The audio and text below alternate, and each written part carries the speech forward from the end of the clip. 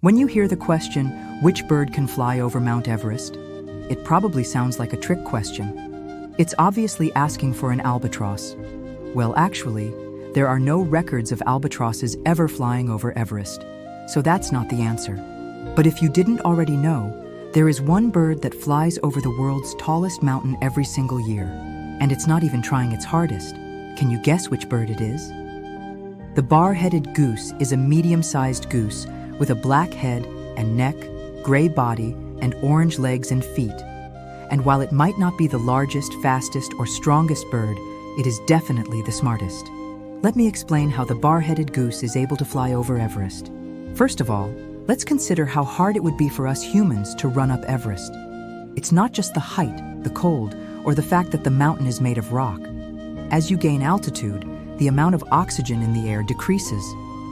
At the top of Everest, there's about 1/3 as much oxygen as there is at sea level. If we tried running up the mountain, we'd be quickly overcome by hypoxia, or oxygen starvation. We'd find it difficult to breathe, our hearts would race, our bodies would become weak and disoriented, and eventually we'd have to stop and risk dying. But the bar-headed goose has evolved to live with this problem. The first thing to understand is how our bodies get oxygen into our bloodstream. Red blood cells contain a molecule called hemoglobin, which grabs onto oxygen. When we inhale, this oxygen binds to hemoglobin, allowing oxygen to be transported throughout the body. The thing is, at lower altitudes, the amount of oxygen available to bind to hemoglobin is greater than at higher altitudes. And so, the bar-headed goose has evolved hemoglobin that has a higher affinity for oxygen than most other birds. This means that at extremely low oxygen concentrations, such as at the altitude of Mount Everest, where oxygen is only about 1/3 of the concentration at sea level, the goose's blood can still absorb as much oxygen as it needs. And that's not all. The bar-headed goose also has highly efficient lungs and large air sacs attached to its lungs that help them extract even more oxygen out of each breath. Air flows in one direction through the bird's lungs, ensuring that the bird can keep taking in oxygen with every inhalation and exhalation. At higher altitudes, the bird breathes both deeper and faster, further increasing the amount of oxygen uptake. However, once the goose has taken in all this oxygen, it has to get it to the rest of the body. This is where the next part of the goose's plan comes into play. To save energy during migration, geese often fly at night or very early in the morning. At these times, the air is colder. Cold air is denser and contains more oxygen than warm air. Since the air is denser at these times, it gives the bar-headed geese more oxygen to work with. And because the temperature is colder, they don't lose energy as quickly. The bar-headed goose uses another clever strategy to save energy during migration. Normally, birds will glide through the air to conserve energy, but this isn't really possible over mountains.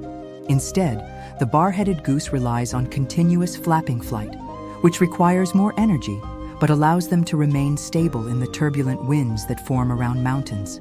And since they fly straight over the Himalayas, instead of taking long detours around them, they don't end up using too much extra energy. To keep itself fueled for the journey, the bar-headed goose eats plenty of food before leaving and doesn't eat or drink during migration. Now you may have noticed that there's a pattern here. All of these strategies are focused on maximizing oxygen intake and minimizing energy expenditure.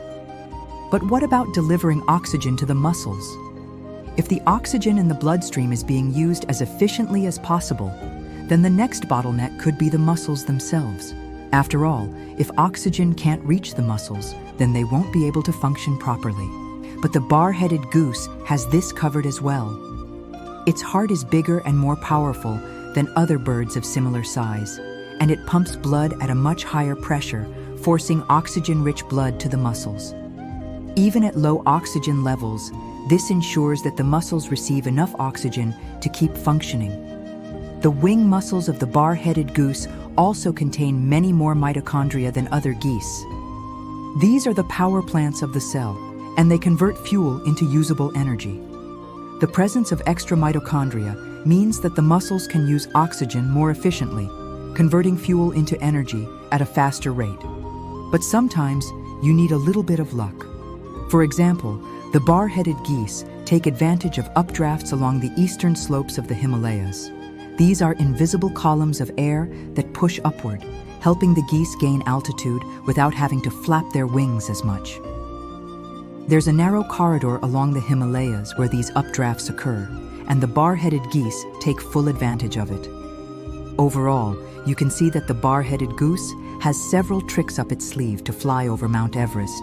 It's not just one adaptation or behavior that allows it to do this, but the combination of several different factors. The bar-headed goose has special oxygen-binding blood, highly efficient lungs, and a strong heart, as well as endurance muscles that can use oxygen efficiently. They also employ a smart strategy by flying at night, relying on continuous flapping flight and taking advantage of updrafts. All of these factors combined allow the bar-headed goose to be the only bird that we know of that can regularly fly over Mount Everest. There are thousands of bird species on our planet, and we're still discovering new ones all the time. Yet the bar-headed goose is the only one that has figured out how to cross this massive barrier. Maybe someday we'll learn from their incredible feats and develop new technologies that allow us to explore the Earth and the cosmos like never before. In the meantime, if you want to learn more about the amazing animals that share our planet, don't forget to subscribe. Thanks for watching. See you.